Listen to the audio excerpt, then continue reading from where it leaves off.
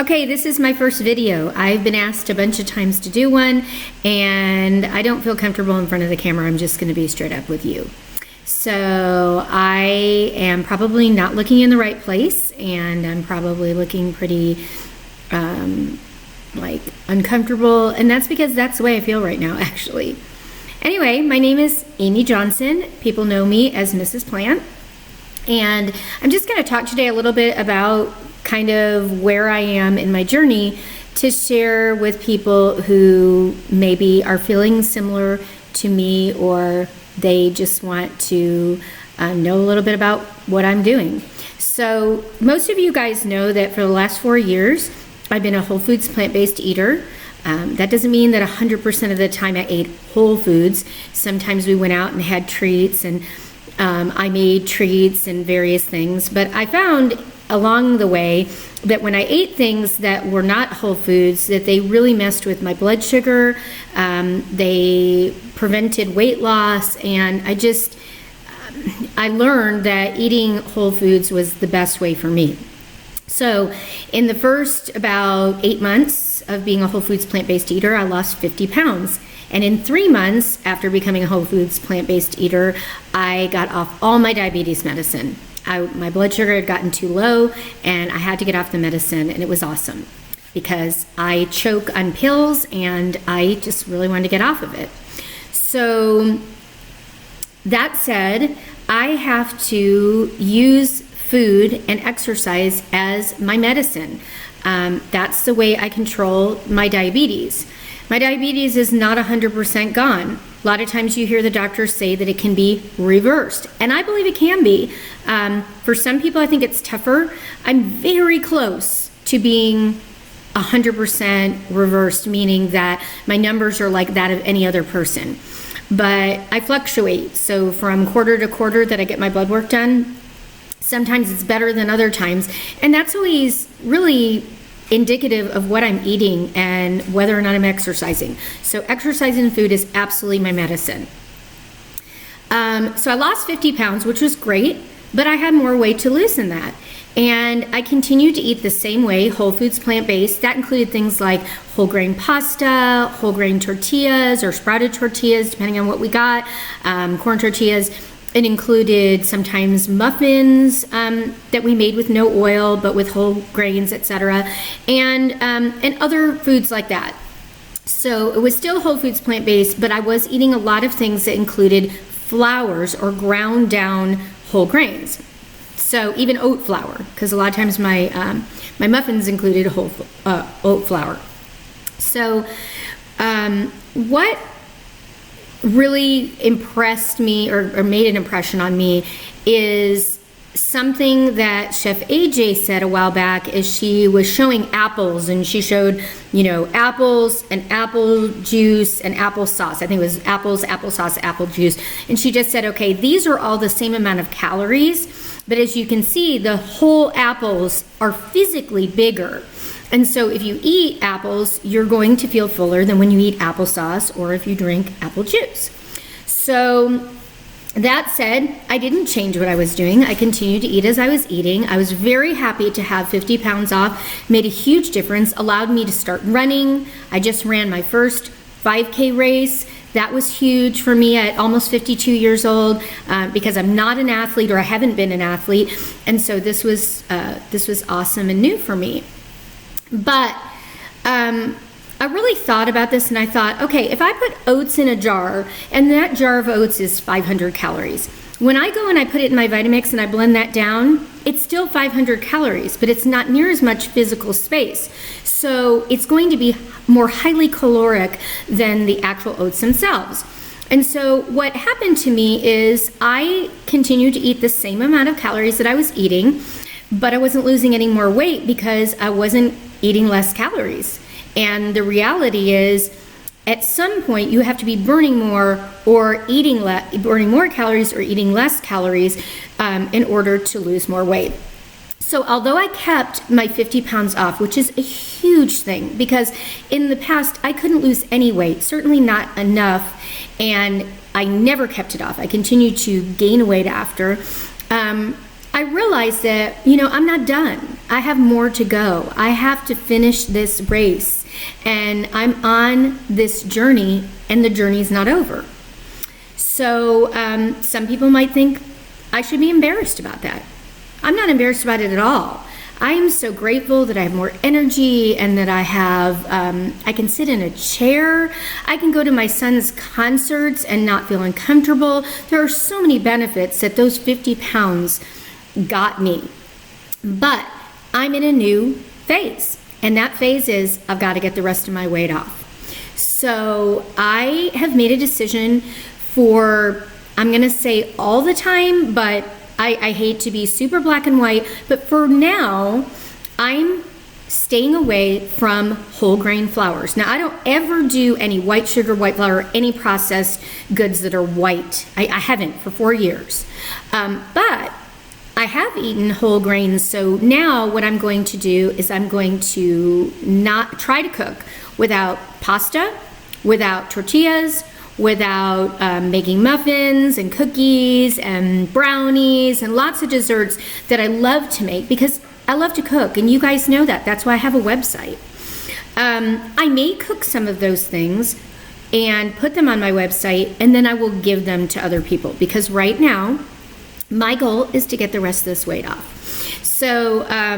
So that's the first thing I'm doing. The second thing I'm doing, which I have been doing for this is my 11th week of being consistent, is to have consistent exercise.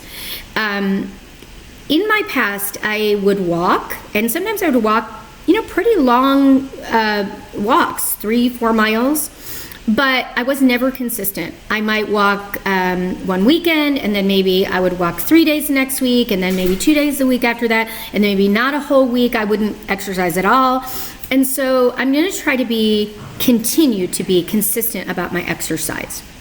So that's another thing that I'm changing. The last thing that I'm changing is I am going to use little to no sweeteners. So I'm going to stick to fruit.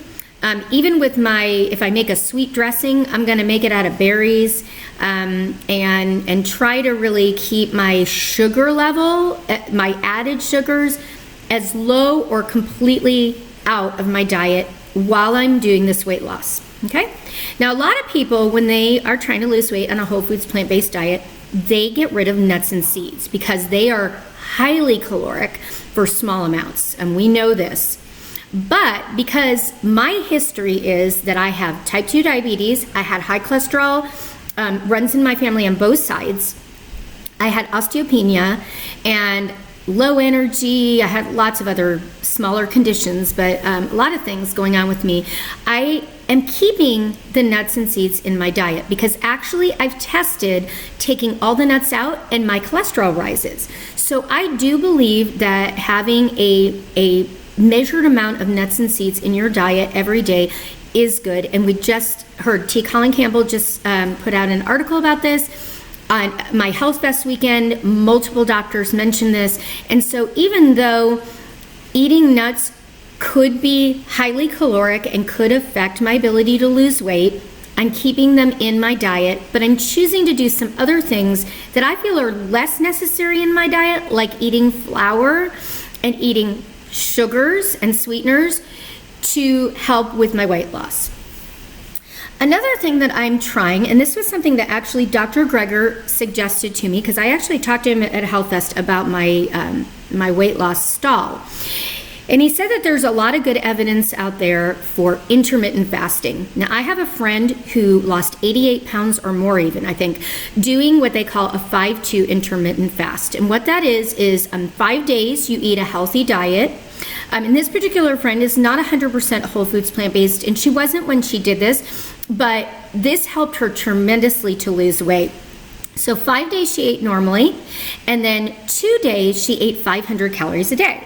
And you're thinking 500 calories, that's not very much. Well, it isn't. So in order to get through those days, you want to eat foods that are very low calorie dense so that you can have more physical food, but you're not ingesting more calories. So she would eat a lot of vegetables, non-starchy vegetables, of course, and some fruit, I think. I'm not sure exactly what she would eat, but I know she lost a lot of weight, and she was very consistent with this intermittent fasting for a long time. And I think now she's doing what's called 6-1, which is where you do 6 days eating regularly, and you're doing the intermittent fasting, or the actual fasting, 1 day a week, and that's to keep her weight off. And she's been very successful doing this.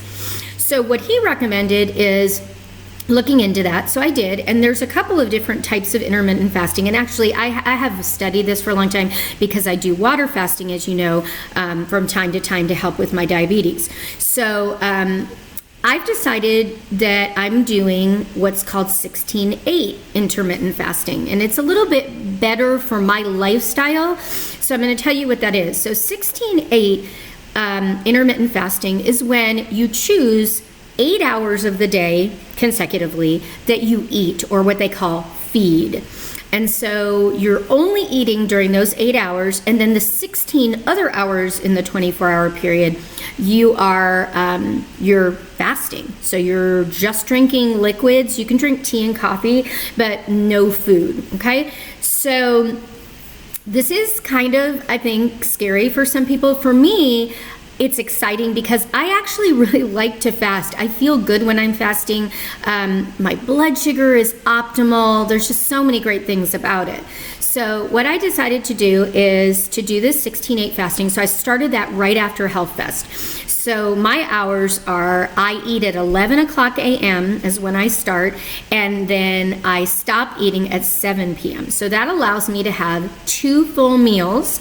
So I eat lunch and I eat dinner. And then I stop eating after dinner, and my dinner ends earlier than 7 o'clock. So I'm probably fasting more than 16 hours because I don't eat again until the next day at 11 a.m.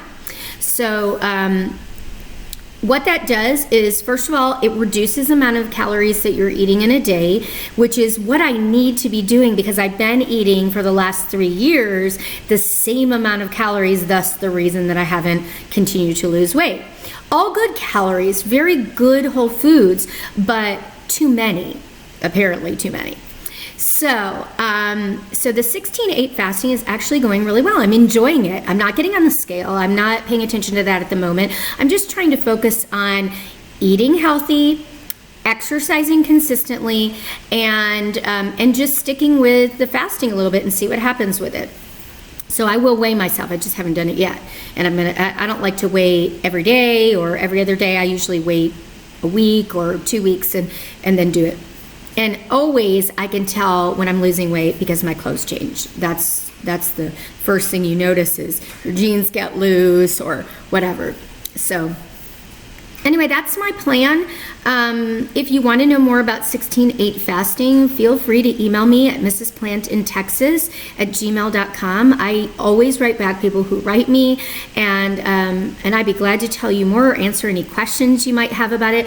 Also, if you want to follow along with me and consider, maybe if you're on a weight loss stall or plateau, making some changes in your diet to help you get off that plateau, I'd be glad to support you and encourage you, and you know, don't be ashamed or afraid. We're all on a journey and we're all doing the best we can do. And sometimes you can go along and think you're doing great, and then all of a sudden that light bulb comes on and it's like, hey, I'm not doing that great, or I could be doing better than this. And that's happened to me a couple of times actually throughout my journey. So I just want to share that with you, and hopefully this helps get you motivated, or at least you can support me in my journey. I would really appreciate that. So you guys have a great day.